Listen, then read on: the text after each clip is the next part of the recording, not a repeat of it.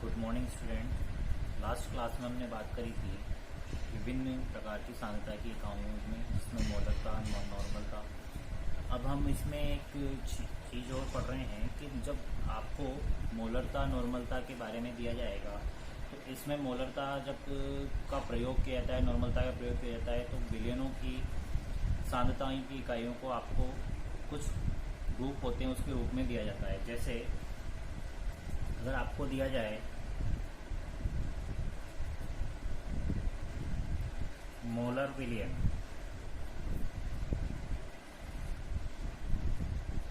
इसका मतलब है 1m। अगर मोलर कहा जाए या नॉर्मल कहा जाए, इसका मतलब आपके 1m या 1n है। ठीक है। यदि आपको इसके बाद में सेमी लगा दिया जाए, सेमी मोलर या नॉर्मल, तो इसका अर्थ है m/2 या n/2। इसके बाद में यदि आपके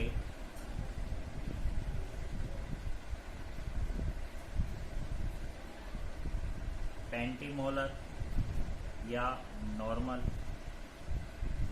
इसका अर्थ है m/5 या n/5। इसके अलावा आपके डेसी लगा दिया जाए तो डेसी मोलर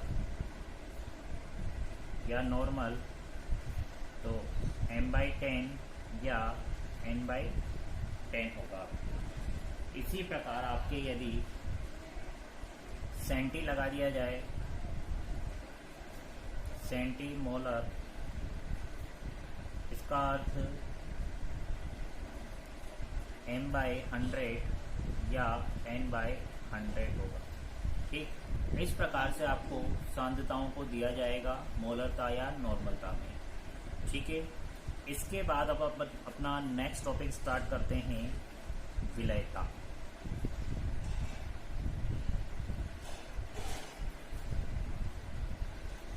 विलयता क्या होती है, इसके बारे में अपन समझेंगे कि विलयता इकाई आयतन, यानी कि विलयता को आप कैसे रिप्रेजेंट करेंगे, इसको ध्यान समझें कि एक निश्चित विलायक में निश्चित ताप पर घुले हुए या अधिकतम घुली हुई विलय की मात्रा क्या कहलाती है, विलयता कहलाती है। ठीक है। तो इसमें आप परिभाषा लिखेंगे इसकी,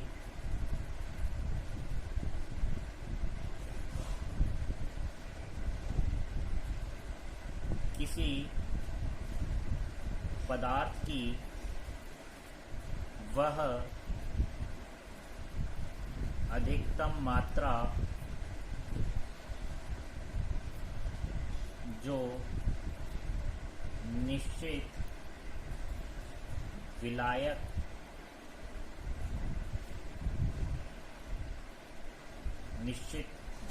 में निश्चित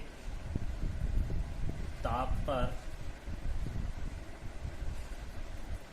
घुली हुई होती है, क्या कहलाती है, विलयता कहलाती है। ठीक है। तो विलयता में मेनली ये चीज है कि किसी पदार्थ की वह अधिकतम मात्रा जो निश्चित विलायक में निश्चित ताप पर घुली होती है। इसमें जो ये अधिकतम मात्रा है, ये इसकी संतृप्तता को प्रदर्शित करती है। किसको प्रदर्शित करती है, संतृप्तता को। इसका मतलब ये है कि किसी विलायक में, यानी कि किसी निश्चित विलायक में निश्चित ताप पर विलय की जो अधिकतम मात्रा घोल सकते हैं वह उसकी विलयता कहलाएगी, और अधिकतम मात्रा को अपन ने पढ़ा था संतृप्त अवस्था। ठीक है। तो अब इसमें ये जो विलयता है, विलयता आपके अलग अलग प्रकार की होगी। जैसे अपन सबसे पहले पढ़ेंगे ठोस की द्रव में विलयता। तो ठोस की जो द्रव में विलयता होती है तो उसमें मेनली क्या होता है कि यहाँ पर द्रव तो विलायक है और ठोस विलय पदार्थ है। इसमें अपन मेनली ये पढ़ेंगे कि 100 ग्राम विलायक में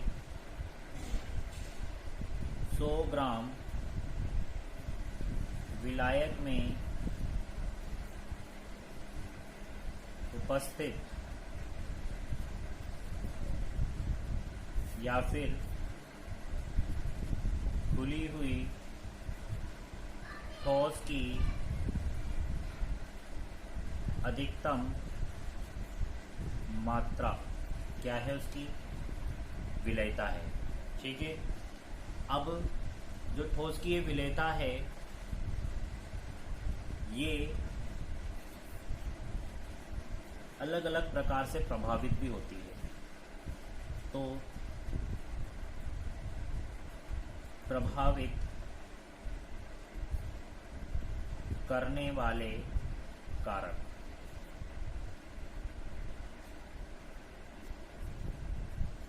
अब इसमें जो प्रभावित करने वाले कारक आएंगे वो कौन कौन से आएंगे। इसमें जो प्रभावित करने वाले कारक होंगे वो विलय होगा, विलायक होगा, यानी विलय किस प्रकृति का है, विलायक किस प्रकृति का है, ताप क्या है, दाब क्या है, ये सब चीज़ें इस पर प्रभाव डालती हैं।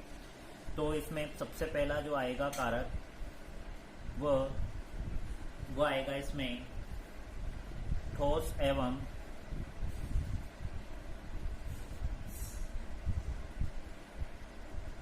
विलायक की प्रकृति। अब आपने 11th में पढ़ा है दो प्रकार के पदार्थ होते हैं, ध्रुवीय और अध्रुवीय। तो वही चीज़ है कि यदि ध्रुवीय विलायक ठोस है तो वह ध्रुवीय विलायक में विलय होगा, और यदि अध्रुवीय ठोस है तो वह अध्रुवीय विलायक में विलय होगा। ठीक है। अर्थात समान में घुलता है। ठीक है। यानी कि ध्रुवीय ठोस ध्रुवीय विलायक में और अध्रुवीय ठोस अध्रुवीय विलायक में विलय होता है। ठीक है। तो जैसे अपन जानते हैं कि ध्रुवीय ठोस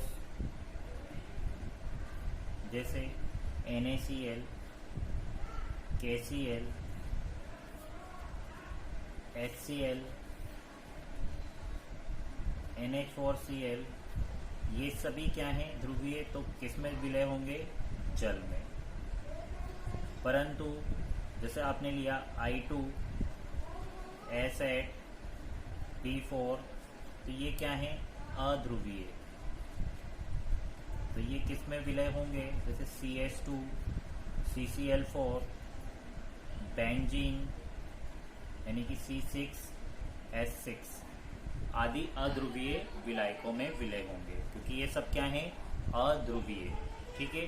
तो ध्रुवीय ध्रुवीय में घुलेगा और अध्रुवीय अध्रुवीय में घुलेगा।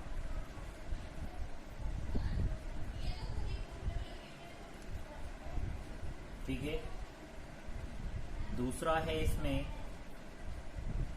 ताप का प्रभाव। अब ताप का प्रभाव ये है कि ताप का प्रभाव दो प्रकार से पड़ेगा, ऊष्मा क्षेपी व दूसरा ऊष्मा शोषी। ये दो प्रकार की अभिक्रियाएं होंगी और इनके आधार पर विलयता पर प्रभाव पड़ेगा। ऊष्मा शोषी जानते हैं ऐसी अभिक्रियाएं जिनमें ऊष्मा का उत्सर्जन होता है, और ऊष्मा शोषी ऐसी अभिक्रियाएं जिनको संपन्न होने के लिए ऊष्मा अवशोषित की जाती है। तो यहाँ पर अपन को ये ध्यान देना है कि ऊष्मा क्षेपी अभिक्रियाओं में यदि आप ऊष्मा दे रहे हैं तो ला शातिली का नियम लगेगा, और ला शातिली नियम के अनुसार क्या होगा कि विलेयता घटेगी। तो जैसे अपन बात करते हैं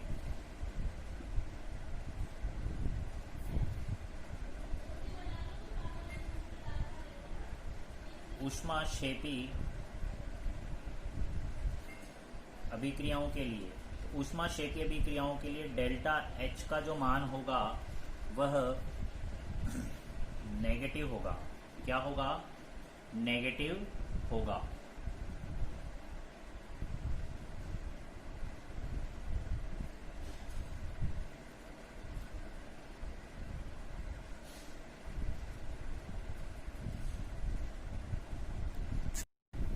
यहाँ ऊष्माक्षेपी के लिए डेल्टा एच क्या होगा? पॉजिटिव होगा। अपन नेगेटिव बोल रहे थे, सॉरी। इसमें डेल्टा एच क्या होगा? पॉजिटिव होगा। अब पॉजिटिव होने की वजह से यहाँ पर देखिए कि अपन जैसे एक अभिक्रिया लिखते हैं कि A प्लस बी, यहाँ पर उत्पाद बना AB और प्लस ऊष्मा। तो यहाँ पर ऊष्मा उत्सर्जित हुई है इन दोनों के मिलने से। तो अगर हम बाहर से और ऊष्मा देंगे तो ये पार्ट ज़्यादा हो जाएगा, तो ला शातिली के अनुसार क्या हो जाएगा? रिवर्स प्रक्रिया हो जाएगी, यानी कि विलेयता घट जाएगी। तो ऊष्माक्षेपी अभिक्रिया में यदि ऊष्मा दी जाती है, ऊष्मा को बढ़ाया जाता है, तो विलेयता क्या हो जाएगी? घट जाएगी। क्या हो जाएगी? विलेयता घट जाएगी। जैसे एग्जाम्पल कौन कौन से हैं? जैसे कौन कौन से NaOH को यदि आप घोलो, आपने जैसे कैल्शियम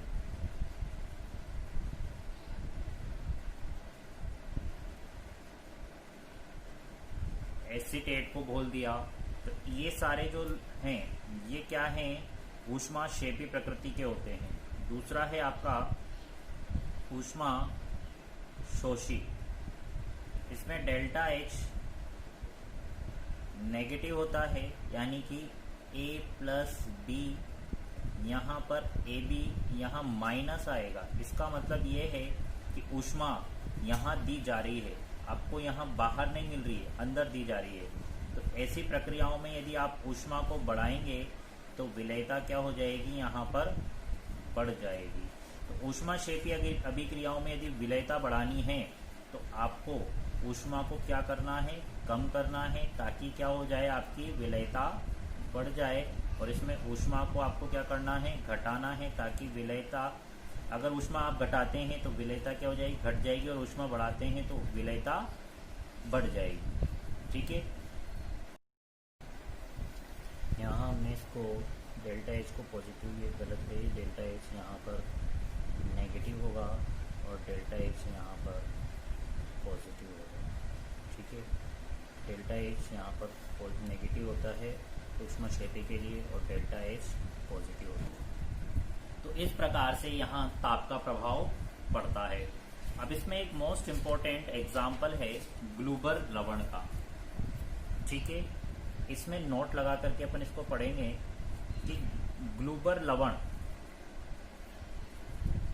इसका सूत्र होता है Na2SO4.10H2। ठीक है, ये जो ग्लूबर लवण होता है इसकी अधिकतम जो विलेयता होती है, इसकी अधिकतम विलेयता 23.4 डिग्री सेंटीग्रेड ताप पर होती है।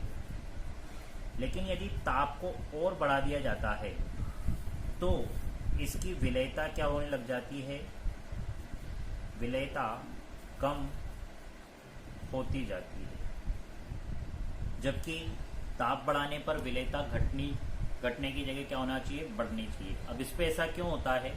इसमें ऐसा होता है क्योंकि 23.4 डिग्री सेंटीग्रेड आते आते इसके जितने भी क्रिस्टलीय जल के अणु हैं, ये 10 के 10, ये क्या हो जाते हैं? यहाँ से निष्कासित हो जाते हैं, और ये क्या हो जाता है? निर्जलीकृत लवण में बदल जाता है, जिस कारण इसको और ज्यादा ताप देने पर ये जल में नहीं घुल पाता। तो इस प्रकार ठोस की द्रव में विलेयता प्रभावित होती है ताप द्वारा। ठीक है, अब अगला जो टॉपिक है अपना वो है गैस की द्रव में विलयता। और गैस की द्रव में विलयता तो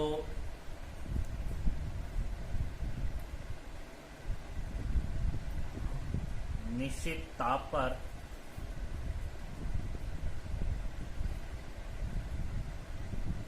द्रव में घुली हुई गैस की मात्रा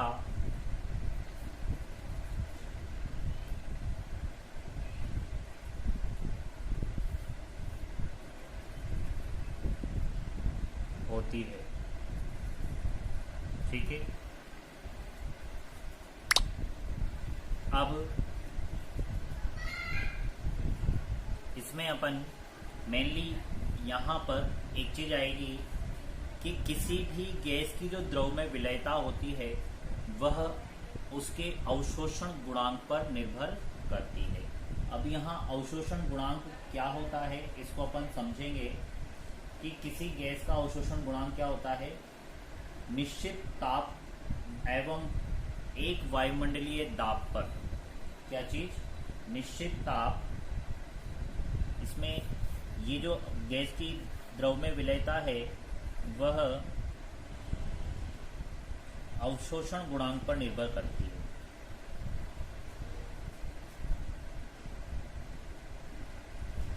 अवशोषण गुणांक क्या होता है?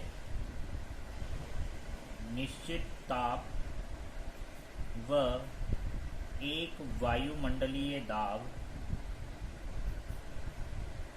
पर विलायक के इकाई आयतन यहाँ 1 सेंटीमीटर क्यूब यानी कि आप 1 लीटर, इकाई आयतन में घुली हुई गैस की एनटीपी पर आयतन, एनटीपी नॉर्मल टेम्परेचर प्रेशर पर आयतन, उसकी अवशोषण गुणांक कहलाता है।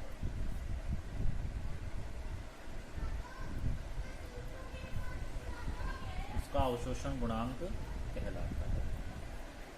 मतलब निश्चित ताप व एक वायुमंडलीय दाब पर विलायक की इकाई आयतन में घुली गैस की एनटीपी पर आयतन उसका अवशोषण गुणांक कहलाता है। यानी कि एक निश्चित ताप और एक वायुमंडलीय दाब पर किसी विलायक की निश्चित आयतन में जितनी गैस घुली हुई होगी वो उसका क्या कहलाएगा? अवशोषण गुणांक कहलाएगा। और अवशोषण गुणांक जितना ज्यादा होगा उसकी उस गैस की उस विलायक में विलयता उतनी ही ज्यादा अधिक होगी। ठीक है, अब ये जो अवशोषण गुणांक है इसके आधार पर आप विलयता मोल प्रति लीटर में भी ज्ञात कर सकते हो। यानी कि निश्चित ताप व 1 एटीएम दाब पर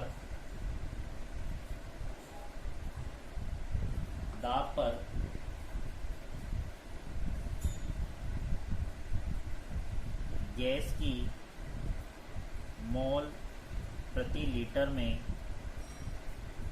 विलयता ज्ञात करनी हो तो अवशोषण गुणांक को डिवाइड कर देना है 22.4 से। ठीक है, तो ये यहाँ पर मोल प्रति लीटर में क्या आ जाएगा? उसका विलयता आ जाएगी। कितनी विलय है 1 लीटर के अंदर, उसकी मात्रा। ठीक है, तो ये इस प्रकार से अवशोषण गुणांक के आधार पर भी क्या होता है? गैस की विलयता निर्धारित होती है। ठीक, अब गैस की विलयता को प्रभावित करने वाले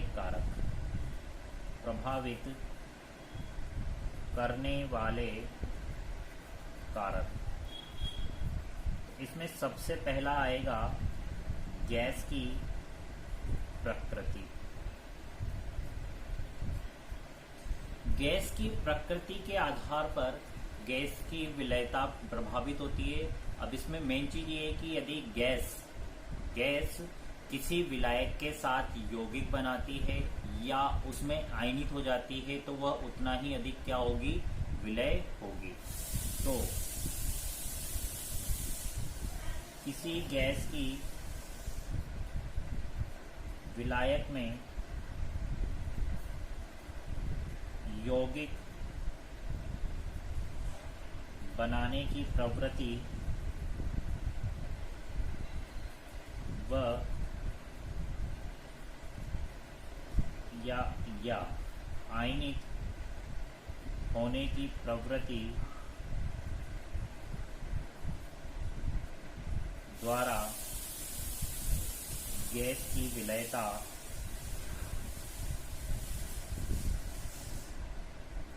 प्रभावित होती है। अब इसमें यह है कि कोई भी गैस किसी विलायक के अंदर यौगिक या आयन बनाएगी तो उसकी विलयता उतनी ही अधिक होगी।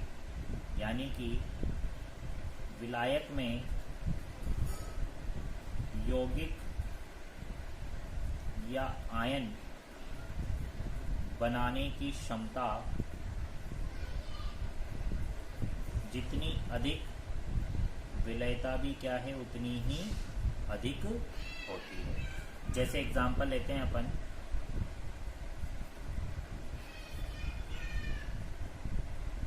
NH3 का। NH3 को यदि आप जल में घोलें तो ये बना लेता है NH4OH, ठीक है। ऐसे ही आपने अगर CO2 को जल में घोला तो ये यौगिक बना लेता है H2CO3। SO2 को आपने जल में घोला तो ये H2SO4 बना लेता है, ठीक है। इसी प्रकार से जो भी गैस जल में घोलने पर यौगिक बनाती हैं या आयनों में बदल जाती हैं, जैसे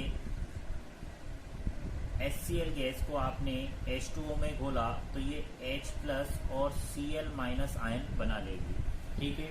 तो जिसकी जितनी अधिक यौगिक या आयन बनाने की क्षमता होगी उसकी उतनी ही अधिक विलयता होगी, ठीक है। इसके अलावा अभी अपन ने पढ़ा अवशोषण गुणांक। यदि गैस का अवशोषण गुणांक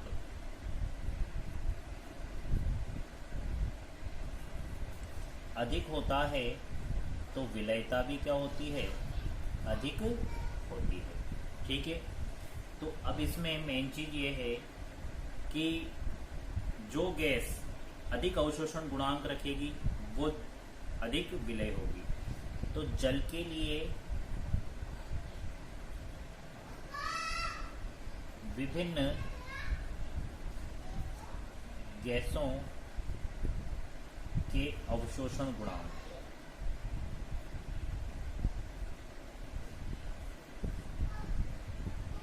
के क्रम,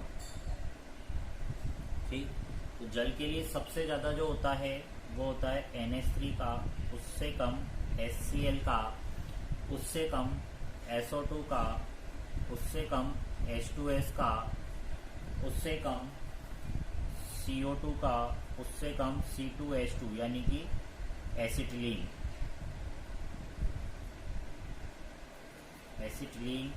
उससे कम ऑक्सीजन का और नाइट्रोजन का।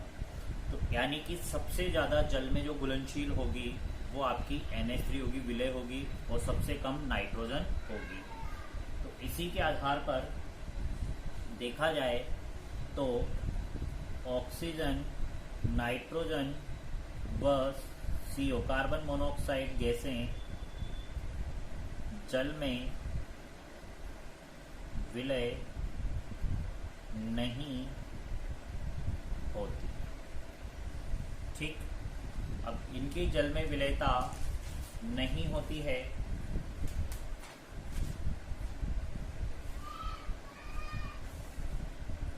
ठीक है। इसके साथ साथ C2H2 भी जल में विलय न होकर के ये किस में विलय होती हैं, ये अल्कोहल में विलय होती हैं। ठीक, क्योंकि इनका जल के प्रति अवशोषण गुणांक क्या होता है, बहुत कम होता है। दूसरा है प्रभावित करने वाले कारक में विलायक की प्रकृति।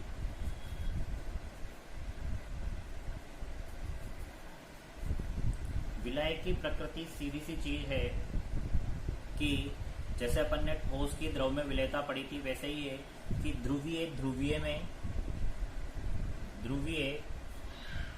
में और अध्रुवीय में विलय होगा।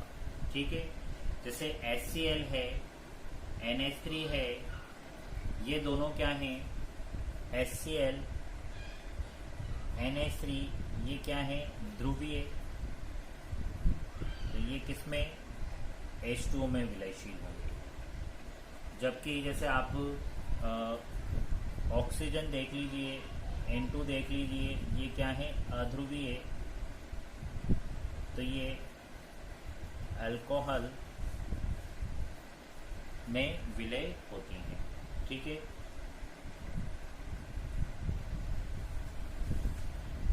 अब इसमें जो अगला आएगा अपना, वो आएगा ताप का प्रभाव।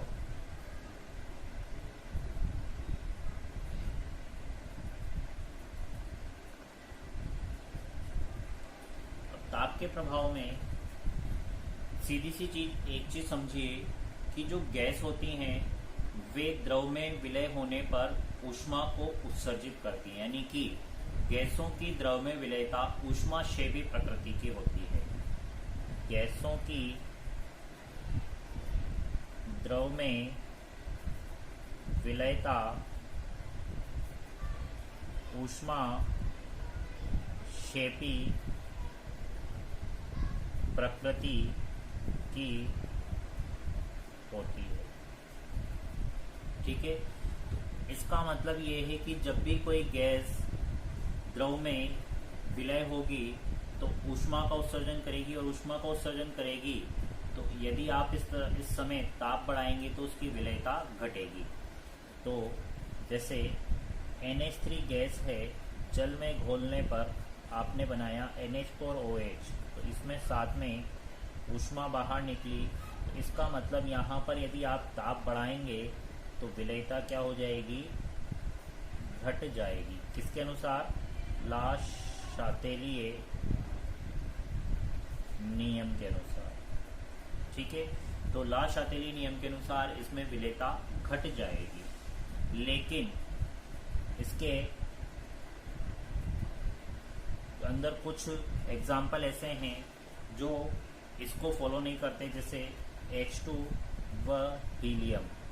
ये गैसें विलय होने पर ऊष्मा शोषी होती हैं। इसका मतलब इनके लिए यदि ताप को आप बढ़ाएंगे तो विलयता बढ़ेगी। ठीक है, ये इनके तीन प्रभाव हुए, तीन चीज़ों के प्रभाव हुए। इसके बाद है अपना अगला चौथा, दाब का प्रभाव।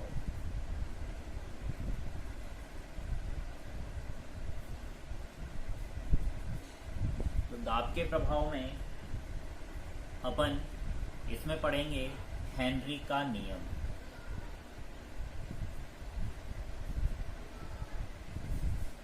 इसका पूरा नाम था विलियम हेनरी। तो विलियम हेनरी ने दाब को कैसे इंपॉर्टेंट बताया,